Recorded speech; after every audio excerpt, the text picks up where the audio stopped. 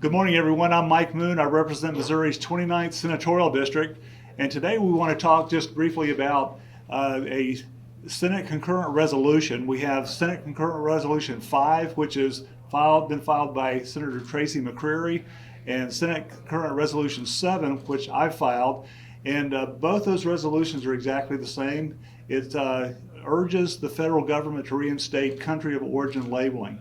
And the reason for this is we have come to realize that people are concerned about where their food comes from. And if you go to a store and you see that it has a label that has Missouri, for example, or the United States of America, we expect that to be, but we don't have that today. We do have country of origin labeling for all fruits and vegetables and chicken, but not for pork and beef. So why is that? And I have some men here from the Independent Cattlemen's Association that would like to address you and perhaps give you some answers to that as well. If you have questions later, we'd be glad to field those too. So Freddie, you want to start with us? Yeah, I'm Freddie Keaton. I'm the president of the Independent Cattlemen of Missouri, and we are here today showing support and thanking Senator Moon and Senator McCreary for presenting these resolutions. We as a group and producers do support country of origin labeling. We had country of origin labeling at one time, and it was repealed in 2015. We would like to see it reinstated. We think that it is imperative that our consumers have the right to choose and know where their food comes from. We think the producers have a right to a level playing field, but to be able to compete with these cheap foreign imports, we've got to do things to make it to where our producers can stay in business and we can retain producers in the United States of America. And we do believe that is a food security issue, and our consumers have a right to know. Has anybody got any questions? Can you explain the difference between the Missouri Cattlemen's Association and the Independent Cattlemen's? Yes. Independent Cattlemen, we are a group of just independent producers. We have no paid staff. We have no paid lobbyists. We are all strictly volunteer. We come together because we differ on some key issues, the Missouri Cattlemen's, that we feel doesn't represent us or the independent producers of the state, like mandatory cool. Missouri Cattlemen's opposes MCOOL. We support it. We oppose mandatory electronic ID. We feel that for the last 40 years, America has lost 650,000 cattle producers. That's over 50%. So in 40 years' time, we have lost half of our cattle ranchers in this country, right? Who's been representing us and who's been dictating policy for the last 40 years? If we want something to change and we want to go in a new direction, we're gonna have to start listening to some new voices. And we don't feel like Missouri Cattlemen's represented us. So we started this group, and we're here to represent those independent producers. I guess, do you know, and maybe this is a question for them, but do they represent foreign importers, or do they just benefit from the beef checkoff that, do you know what, like, do they have producers that they represent in Missouri? Oh, they do represent some Missouri producers. I'm not here to bash another organization or throw mud on them. I just know that we're different on some core issues and we believe different on some things. I will tell you this, that Missouri Cattlemen's is a state affiliate to National Cattlemen's Beef Association. National Cattlemen's Beef Association is heavily influenced by the packing lobby, and the packers themselves are members. Two of those packers of which are foreign owned. So I feel like Missouri Cattlemen's has to fall in line and walk the walk that NCBA directs them to walk, right?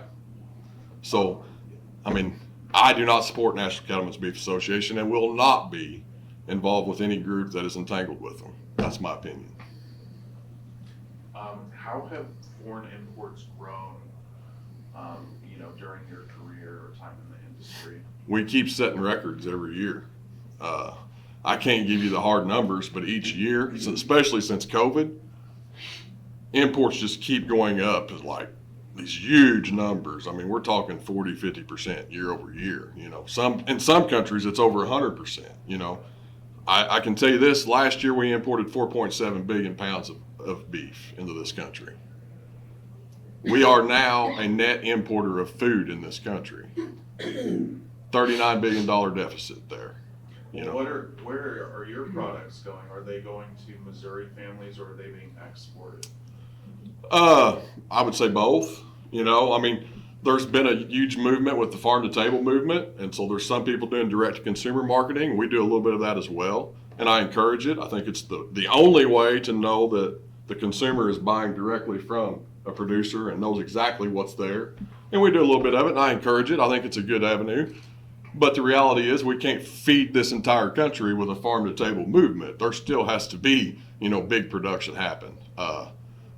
You know, they tell us that we don't want MCOOL because we want to allow imports so that we can have access to export our high-end products, right? Well, and that may be, I'm sure we do export some, but the producer doesn't receive that money. Right. It goes to the hand of the packer, the importer, the exporter, and the retailer. You know, at the low point, we was receiving about 35% of the retail dollar. 2021, somewhere in there. Used to, in the early 80s, the producer would receive about 67% of the retail dollar. We have to go back to policies that close that gap and put more of the retail dollar in the actual producer's pocket, not the middlemen, not the people that are only owning it for 24 hours. The people that are raising these animals and own them for a year or 2 years at a time, they need to be getting the lion's share of that retail dollar. I'm sure it's not only a Missouri issue. You've been tracking the states around us, states around us in terms of the labeling aspect. Yeah, I mean, it's not just a Missouri issue. This is a national issue, and that's one thing that makes it difficult to get any legislation passed in your state because it is a national issue. But like South Dakota, they passed this same resolution a few years ago. And you know what that did? That then inspired their senators that are in Washington, D.C. to then write MCOOL legislation and present it in Washington for federal legislation. So that's what we're hoping to accomplish with these resolutions, is that it would get Senator Hawley, Senator Schmidt to wake up and say, hey, the Missouri people want this. We're going to go sign on to these bills, and we're going to sponsor them. We're going to help get them moved forward, and we're going to do what's right for the American people. Let me say something, Freddie. Yeah. I'm Ben Thomas. I'm the vice president. For the last 10 years since they repealed MCOOL, we've been fraudulently labeling imported beef and cattle as a product of the USA. And Freddie didn't quite cover that, but that was never right. But with a renewed interest in putting America first, it's pretty easy for me to discern that it's time to allow the American cattle producers the opportunity to be put first as well. And also our beef consumers want to know where their beef is coming from. And it's pretty common sense and easy to discern why we don't run into it. The only opposition we run into is in the Capitol with politicians or lobbying groups, special interests. Moms and dads around this state, or no matter what party they belong to, 100% of the time agree with us. And thank you. Do you have any questions for me? You said MCOOL. Could you explain what that is?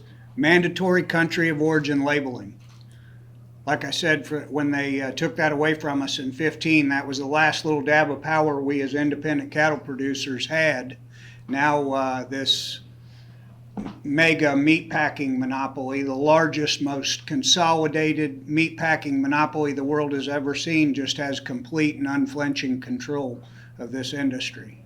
So do they produce and pack? Like JBS, are they a packer and a producer? Not supposed to be, but yes. Okay.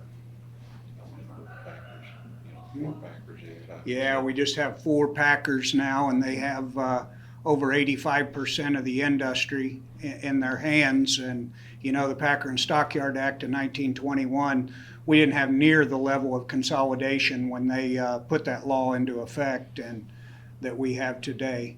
And we're really beholden to these monopolies that are in place now as independent producers. I'd like to follow up with Ben on the fact that the product of USA label. Okay, here's one thing.